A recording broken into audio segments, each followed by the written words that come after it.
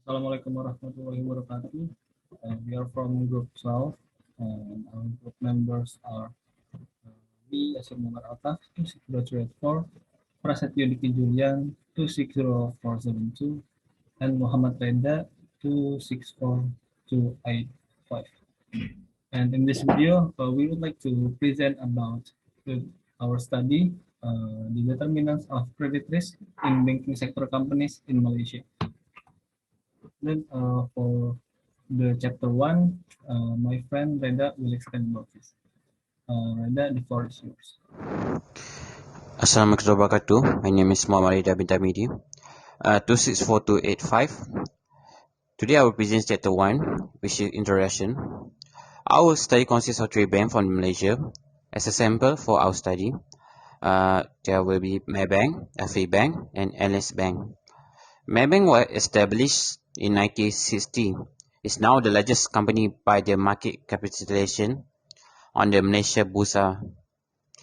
Malaysia Banking Berhad, also known better as Maybank, is Malaysia's largest financial service group. Afin Bank Berhad engaged in providing banking service, which is listed on the Bursa Malaysia. Their headquarters on the Jalan Raya, Chun Leng in Kuala Lumpur, started their operation in January 2001. NS Bank Malaysia Berhad was established in Malaysia on 1982 under the name Malaysian French Berhad. Under banking sector, after succession merging the 7 financial institutions in Malaysia, the bank presumed with the name NS Bank Malaysia. Continue with the problem statement. Credit risk could be the biggest risk faced by the banking sector, and the banking sector also face numerous threats that must be addressed sensitively in compliance with the banking sector decision maker instruction, and the credit risk is at the center of this threat. Therefore, the credit risk management play important role for the success of the bank. Continue with the research objective.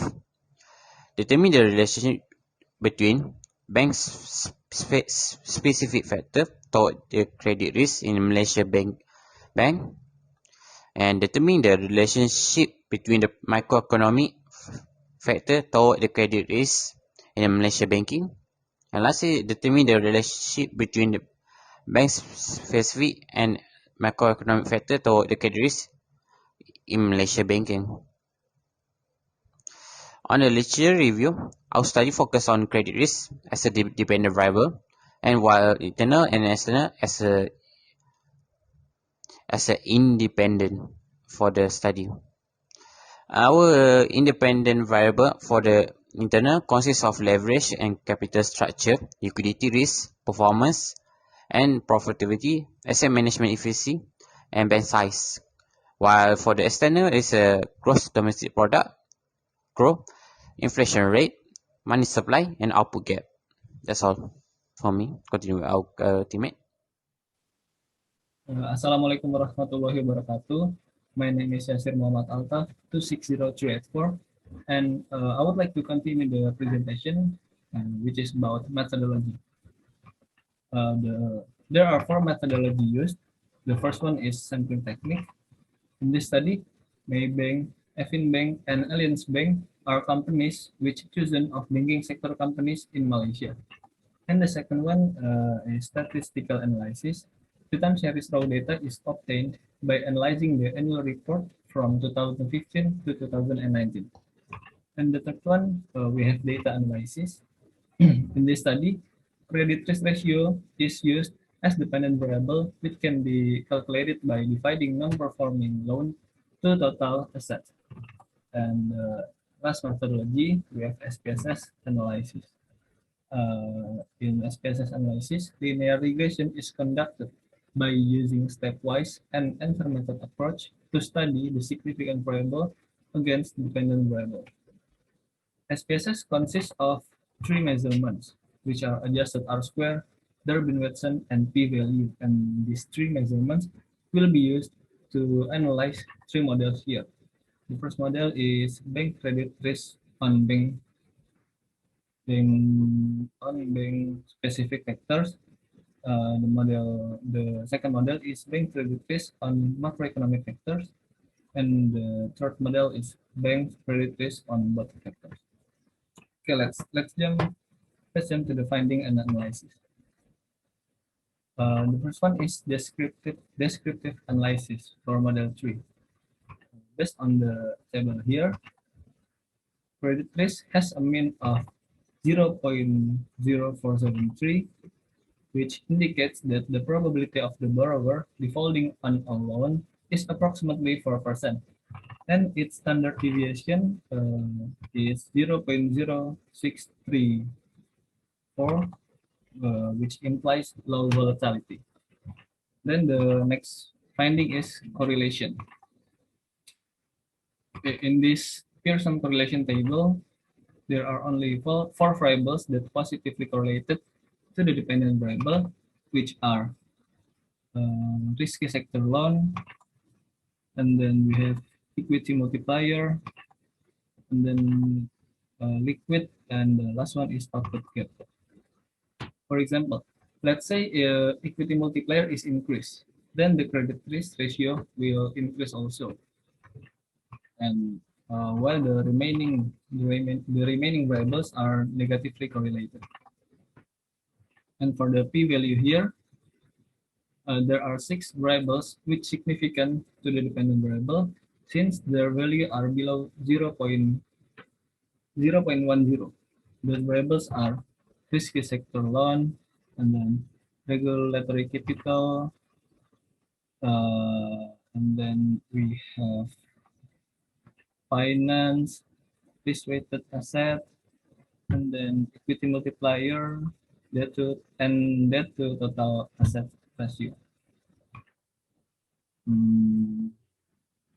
Among these significant variables, risky sector loan is the strongest since its value is 0.003, while risk-weighted assets and equity multiplier are the lowest since their value are 0.095. Okay, and the next one is model summary. For internal factor, typewise method is used to show the R and R square value of dependent variable. In model 1, it explains that the magnitude of the correlation value or relationship between RSEC and credit risk of 0.669, and an explanation of the percentage of the influence of the RSEC variable on credit risk, which is called the coefficient of determination, which is the result of the measurement of R. From this output, the coefficient of determination, or we can call it R square, in model 1 is 0.447, which implies that the effect of the independent variable on the dependent variable is 44.7%. In model 2, the R-square value explains that the percentage of influence of the RSEC and regulatory capital variables is 0.555, or 55.5%. Therefore, it can be concluded that the magnitude of the effect of regulatory capital on credit risk is 10.8%, which can be gained by 55.5 minus 44.7. Moreover, in model 3, it can be concluded that MGT affects credit risk by 11.7%, and in model 4, we can conclude that risk-weighted asset affects credit risk by 12.25%. Lastly, the Durbin-Watson of this model is recorded at 1.459, which show the autocorrelation in the sample given. While for external factor, the method used is enter method because stepwise method didn't work. Output gap, GDP growth, and M3 with R value of 0.407 are the predictors for external factors. Moreover, in this situation, the variance of dependent variable can be explained by the output gap GDP growth and MT, which is 16.5%, while the other component affects the remaining 83.5%. In addition, this model's derivation is recorded at 0.043, which indicates there is no top relation between the dependent variable and predictors in the sample given. For internal and external factor, the table here is supposed to show the internal and external factors. However, it only shows the internal factor, which is same as the model one here. And based from that, it could be concluded that only internal factors may influence the credit risk in three banking sector companies in Malaysia. Okay, thank you. That's all from me. I will pass to the next presenter. Bismillahirrahmanirrahim. Assalamualaikum warahmatullahi wabarakatuh. My name is Prastyo Diki Julian, metric number 2472. The next is ANOVA table. So for the internal factors, significant value, which is a p-value equal to 0.000, and according to the table, this suggests that the independent variable is relevant. So this independent variable may influence the credit risk in three bank companies in Malaysia. For the second model, it does not have the significance value based on the SPSS measurement since the p-value is equal to 0.557, which is more than 0.1. And for the model 3, the table is supposed to show internal and external factors, but it only shows the internal factors. So we can conclude that only internal variable may influence the credit risk in three bank companies in Malaysia. So next. So for the coefficient table, the first model in column B, the constant model is 0.304, RSEC is 0.074, regulatory capital is minus 1.287, and MGT is minus 0.211. Moreover, risky sector with a t-value of 2.915 and a p-value of 0.015, which means that there is a significant effect. For the recap or regulatory capital with t-value and a p-value of minus 1.750 and 0.111 respectively. This indicates that there is no significant influence between recap and the dependent variable. Moreover, MGT has a t-value of minus 3.8, while the p-value is 0.003, which means that there is a significant effect on the dependent variable. Lastly, risk-weighted asset recorded a t-value and a p-value of minus 2.749 and 0.020, respectively. It indicates that this variable influences the DV significantly.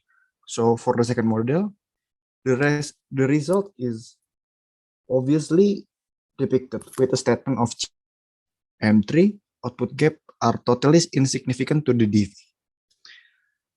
This mainly because these external factors have a significant value which is greater than 0.1. And the next slide. For the third model, the table is supposed to show internal and external factors, but it only shows the internal factors. So we can conclude that only internal variables may influence the credit risk in Malaysia. So the next. So for the conclusion, according to the data in chapter 4, it could be analyzed that there are 4 independent variables which significant and have relationship to the dependent variable, which are regulatory capital, MGT, and risk-weighted asset. So for the recommendation, in this study, authors know that most of return on asset ratio has negative correlation to credit risk ratio of 3 banking sector companies in Malaysia. Therefore, those banks can increase its return on assets or ROA ratio in order to reduce credit risk ratio. So That's all from us. Thank you for watching. Assalamualaikum warahmatullahi wabarakatuh.